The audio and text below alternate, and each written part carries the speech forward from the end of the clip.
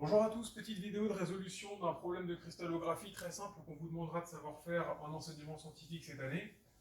C'est le suivant. Alors, il y a d'autres façons de poser l'exercice, il pourra y avoir éventuellement quelques petites choses compliquées en plus, mais ça c'est déjà la base, de savoir faire ça, c'est déjà un très bon départ. Première chose, on vous demande de dessiner une maille CFC, CFC pour cubique face centrée, et de justifier le nombre d'atomes présents par maille. Donc, on fait ce qu'on nous demande, je dessine une maille, cubique face centrée, évidemment vous ferez ça vous à la règle sur vos copies. On n'oublie pas, ce qu'on oublie d'ailleurs souvent, c'est ce côté qui est ici. Je fais donc une maille CFC, on sait qu'une maille CFC c'est une maille qui déjà est de base cubique simple, c'est-à-dire qu'elle a un atome à chaque sommet. En plus d'avoir un atome à chaque sommet, elle a un atome au centre de chaque face.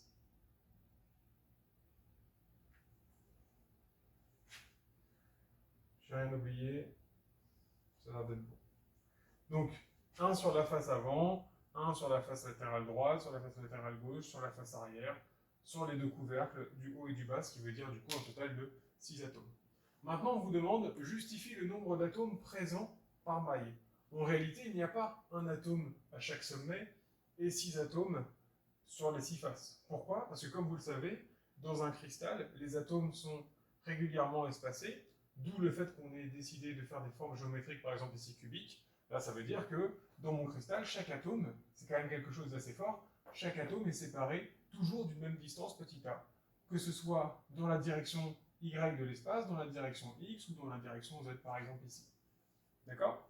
Donc, l'idée maintenant, c'est de se dire, ah oui, donc, chaque cube est collé à un autre cube. Par exemple, si je prends un autre cube ici, voilà, ce cube lui est directement collé. Je me rends compte que finalement, cet atome-là, il appartient certes à ce cube-là, donc à cette maille-là, mais il appartient aussi à cette maille-là. Mais je me rends compte aussi d'autre chose. Je me rends compte que un cube, donc une maille qui serait ici, et une maille qui serait ici, partagerait aussi cet atome-là. La maille qui serait ici partagerait le côté arrière, c'est-à-dire celui-là avec ici, et la maille qui serait ici partagerait ce côté-là, là, ici. Donc déjà, cet atome est partagé avec 4 mailles qui sont donc ces deux-là, et les deux qui sont ici. Mais aussi avec les 4 du dessus, parce que je peux aussi mettre 4 mailles sur le dessus. Donc chaque atome ici est partagé avec 8 mailles au total. Donc ça veut dire qu'un atome, comme il appartient à 8 mailles, on ne va pas dire qu'il y a un atome à chaque fois pour chaque sommet de chaque maille, on va plutôt dire qu'un atome compte pour un huitième. Pareil pour les faces. Alors pour les faces, c'est beaucoup plus simple, comme vous le voyez ici. Cet atome qui est au centre de la face de ce cube qui est ici, en fait, cette face, elle est partagée avec la face du cube qui lui est directement à droite. Mais cette face n'est partagée avec aucun autre cube. Le cube qui serait ici ne partage pas cette face, lui non plus, celui du dessus, etc. non plus. Chaque face de cube est donc partagée avec 2 cubes. Donc, chaque atome qui est ici ne va pas compter pour 1 à chaque fois, mais pour un demi. Donc ça, c'est pour les sommets, pour un sommet, et ça, c'est pour une face, au centre d'une face. Au final, du coup, ça veut dire quoi? Ça veut dire que on sait que le nombre d'atomes, ça va donc être les 8 atomes fois un huitième, plus 6, parce que j'ai 6 atomes sur les faces, fois un demi, pour dire que chacun compte pour la moitié, puisqu'il est partagé par 2 mailles. Donc 8 fois un huitième, 1, 6 fois un demi, 3, donc ça nous donne 4 atomes pour une maille. Et non pas, comme on pourrait vouloir le dire à la base, 8 plus 6, donc du coup 14 atomes par maille. Non, c'est bien 4 atomes réels par maille. Voilà pour cette première question. Au final, si vous regardez bien, comme au programme en enseignement scientifique, on s'arrête à la forme cubique, donc que ce soit cubique simple ou cubique face centrée, vous avez juste à retenir que chaque atome d'un sommet compte pour un huitième, chaque atome du centre d'une face compte pour un demi, et vous faites vos calculs comme ceci. Une maille CFC, donc cubique face centrée, a un paramètre de maille de 440 picomètres. Quel est le rayon du plus gros atome que l'on peut mettre sur cette maille? Alors, si c'est une CFC, là, on s'est intéressé juste avant au modèle qu'on appelait le modèle éclaté. Quand vous voulez savoir quel est le plus gros atome ou le plus petit, souvent le plus gros quand même, que l'on peut mettre sur une maille, on va s'intéresser au modèle compact, qui est un peu plus proche de la réalité. La maille CFC, en modèle compact, elle ressemble à ça. L'idée, c'est la suivante, vous pouvez faire ça chez vous, vous prenez 5 oranges, vous essayez de les coller le plus possible, vous verrez que vos 5 oranges vous donnent ça. Donc ça, ce serait en fait, que je fais assez mal d'ailleurs, ça c'est le début de notre cube de tout à l'heure en fait. D'accord? Voilà pour l'idée. Pour éviter de trop surcharger la figure, je ne vais pas le faire, mais l'idée est là. La question maintenant c'est, j'ai une maille dont on me donne le paramètre de maille. Alors le paramètre de maille c'est quoi? Le paramètre de maille c'est le côté du cube. C'est ça qu'on appelle petit a, tout simplement. L'arête du cube, c'est le paramètre de maille. Maintenant, comme vous le remarquez ici, le contact des atomes se fait selon la diagonale du carré, ou la diagonale du cube quand on regarde la face avant. Le contact ne se fait pas ici. Donc cette distance qui est là, ça ici, j'ai rien, là j'ai du vide. Comme j'ai du vide, je ne connais pas cette grandeur, malheureusement.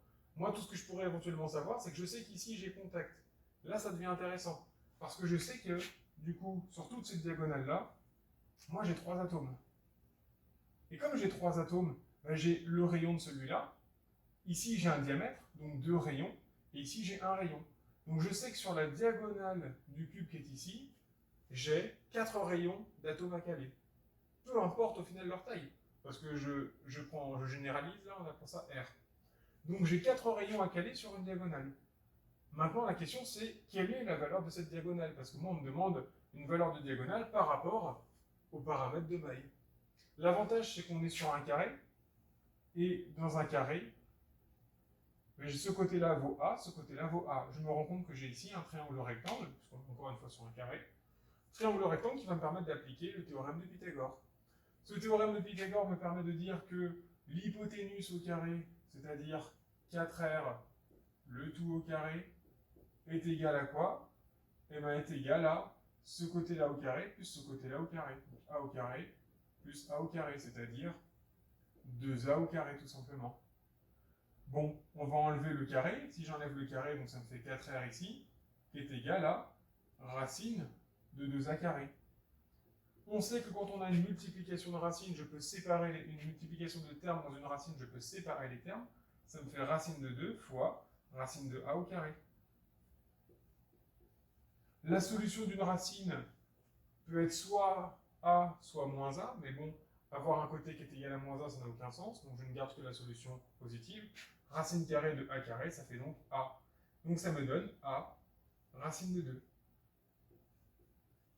Ce côté-là, comme je vous l'ai dit ici, au final, c'est la valeur de l'hypoténuse.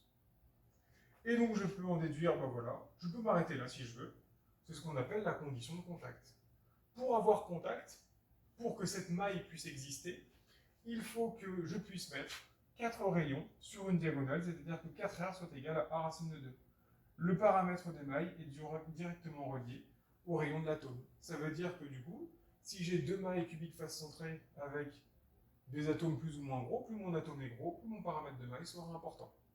Si vous voulez R, qu'est-ce que vous faites? Vous divisez ici par 4, vous avez R égale A racine de 2 divisé par 4. Si vous voulez A, vous trouvez 4R divisé par racine de 2. Cette démonstration doit être évidemment facile pour vous, c'est juste du théorème de Pythagore. C'est peut-être ça qui est éventuellement plus difficile au début à comprendre. Retenez ce schéma-là, reprenez les 5 oranges chez vous, 5 fruits ronds de toute façon, ça marchera très bien, vous verrez que le contact effectivement se fait bien selon une diagonale, et la diagonale est directement reliée par le théorème de Pythagore, comme ceci. Vous pouvez donc retenir ici pour le moment, puisque de nouveau on n'utilisera que des carrés, la diagonale d'un carré c'est toujours A fois racine de 2. Ensuite, calculer la compacité de cette maille. Alors bon, j'ai pas calculé le rayon tout à l'heure, on avait 4R égale A racine de 2. Je sais donc que R est égal à A racine de 2 sur 4. Ce qui fait du coup 440 fois racine de 2 divisé par 4. 440 divisé par 4, bon, ça ressemble un petit peu à 400 divisé par 4, donc j'ai envie de dire 100 quasiment. 100 fois 1, ça fait 1,44. ça fait quasiment 150 picomètres. Bon, ça paraît logique, jusque-là. Je vais mettre une petite vague pour dire que c'est à peu près 150 picomètres. Ça veut dire quand même que je pourrais éventuellement mettre des atomes plus petits dedans, dans cette maille-là. Mais si je mets des atomes plus petits, j'aurai pas ce contact. Donc je risque d'avoir une situation où j'ai un cristal plus fragile. En tout cas, l'atome le plus gros possible à mettre dans ce genre de maille-là, c'est bien un atome de 150 picomètres. Je rappelle en passant que le picomètre, c'est 10 puissance moins 12 mètres. Donc on va se garder ça en tête, on sait que R égale à peu près 150 picomètres. Maintenant, qu'est-ce qu'on me demande? Une fois que vous avez le rayon, alors donc cet exercice aurait pu être donné sous la forme calculer R comme ici, ou calculer le paramètre de maille, sachant que je connais R. Quoi qu'il arrive, vous aurez soit le rayon, soit le paramètre de maille. Calcule la compacité de cette maille, fait une phrase d'explication. Quand vous arrivez sur ce genre de questions-là, vous ne cherchez pas à comprendre, on me parle de compacité, j'écris ma définition du cours. La compacité, qu'est-ce que c'est? La compacité, c'est la mesure du remplissage d'une structure. Plus elle est remplie, plus elle est compacte. Ça paraît logique. Donc en fait, c'est le volume occupé par du coup les objets qui sont à l'intérieur, divisé par le volume total. Plus je mets de choses dans ma structure, plus ce volume-là augmente, et plus du coup ce rapport va tendre vers 1. Ce nombre-là est forcément inférieur à 1, inférieur ou égal. Mais ça n'existe pas, hein, d'accord, un cristal qui soit rempli à 100% d'atomes. Il y a toujours ce fameux vide, comme vous avez pu le voir tout à l'heure, entre deux atomes. Donc, plus il tend vers 1, plus j'ai une structure qui va être dite compacte. Moins il tend vers 1, plus j'ai une structure qui va être dite vide en quelque sorte, ou lacunaire. Alors, le volume occupé, c'est le volume occupé par les atomes. Et c'est là où on réinvestit la première question. Combien j'ai d'atomes? Parce que je sais qu'un atome, on peut supposer que c'est une boule. Le volume d'une boule, c'est 4 tiers de pi r cube. Ça, jusque-là, pas de difficulté. Maintenant, combien de boules, combien d'atomes j'ai dans ma maille? Ah, ben on sait d'après la première question que dans ma maille, j'ai 4 atomes par maille. Donc 4 fois le volume d'une boule, donc d'un atome. Divisé par le volume total. Alors le volume total, c'est le volume total de la maille, hein, et comme la maille, elle est cubique, on ne cherche pas à comprendre, ça fait du A au cube. Ça nous fait du coup 16 pi r cube divisé par 3a cube. Vous faites ce calcul-là, en remplaçant le R par ce qui était donné avant, le A par ce qui était donné avant. Soit vous gardez ça en picomètres et ça en picomètres et il n'y aura pas de souci. Faites attention par contre, si cette grandeur-là est donnée en mètres, pensez à convertir ça en mètres. Ou alors vous la convertissez en picomètres. Vous faites ce que vous voulez. En tout cas, il faut que les unités soient les mêmes. Et ça donne forcément quelque chose qui est plus petit que 1. Certainement 0,74. N'hésitez pas aussi à mettre ensuite un pourcentage. Si par exemple ça fait 0,74, vous dites que c'est donc égal à 74%. J'ai donc une structure qui est encombrée à 74%. Voilà, donc au final, hein, application d'une formule que vous sortez du cours. Le calcul, c'est le nombre d'atomes multiplié par le volume d'un atome, sachant qu'on sait que c'est une boule. On divise par le volume du cube. Le volume d'une maille cette année sera toujours A au cube, donc là-dessus pas de problème. Vous calculez, c'est fini. Voilà pour la compacité. Une fois qu'on a la compacité, donc en final ce sera toujours l'avant-dernière question, puisque la dernière question sera normalement à chaque fois un calcul de masse volumique. Donc, qu'est-ce qu'on vous donne? Alors là, on vous fait une petite question subsidiaire avant. La masse d'une maille est de 6 fois 10 puissance moins 27 kg. Quelle est la masse d'un atome? Bon, là c'est très très simple. Si je connais la masse de la maille, pourquoi elle a une masse? Parce que la masse c'est un objet géométrique quand même. Si elle a une masse, c'est parce que dedans il y a des atomes. Ah, mais je sais qu'il y a 4 atomes dans une maille. Donc, si je sais qu'il y a 4 atomes dans une maille et que la maille, sa masse n'est due qu'à la présence d'atomes, qu'est-ce que j'ai juste à faire? Je sais que la masse de la maille, c'est 4 fois, ou alors déjà, on pourrait se noter de façon plus générale, c'est le nombre d'atomes multiplié par la masse d'un atome, tout simplement. La masse d'un paquet de bonbons, c'est le nombre de bonbons multiplié par la masse d'un bonbon, même façon. Donc le nombre d'atomes ici, c'est 4. La masse d'un atome, je ne la connais pas, donc c'est ce que je cherche justement. Et la masse de la maille, on vous disait 6 fois 10 puissance moins 27 kg. J'ai juste à diviser ici par 4. Et je trouve la masse de mon atome. Donc ça fait 6 quarts 10 puissance moins 27. 3,5, donc 1,5 fois 10 puissance moins 27 kg pour la masse d'un atome. Tout simplement. On peut se garder ça éventuellement à côté au cas où pour la dernière question. Ça fait donc 1,5 fois 10 moins 27 kg. N'oubliez pas les unités. C'est bien des kilogrammes, pourquoi? Parce que j'ai bien divisé une masse en kilogrammes. Donc faites attention avec les unités, ce sera le piège au final dans vos sujets de bac. Donc, dernière question, trouve la masse volumique de cette maille. Alors la question n'est pas très claire, mais c'est bien la masse volumique de cette maille. Là, c'est de la même façon que la question pour la compacité.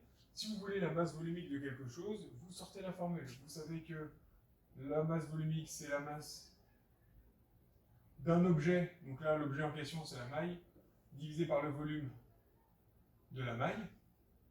Donc masse objet sur volume objet, l'essentiel, c'est que ce qui est ici en indice soit le même en haut et en bas.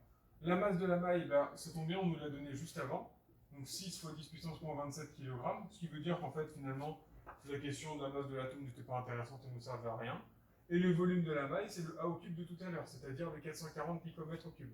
Là, vous faites attention. Si vous laissez ça en picomètres, si vous laissez le A en picomètres, vous allez trouver un résultat en kilogrammes par picomètre cube. C'est pas une unité qu'on voit tous les jours. Nous, ce qu'on voit plutôt tous les jours, c'est des kilogrammes par mètre cube. Ou des grammes par litre, ou des grammes par mètre cube, peu importe. Ça, du coup, on n'aime pas trop. L'idée, c'est de faire quoi? C'est de convertir déjà au préalable le A.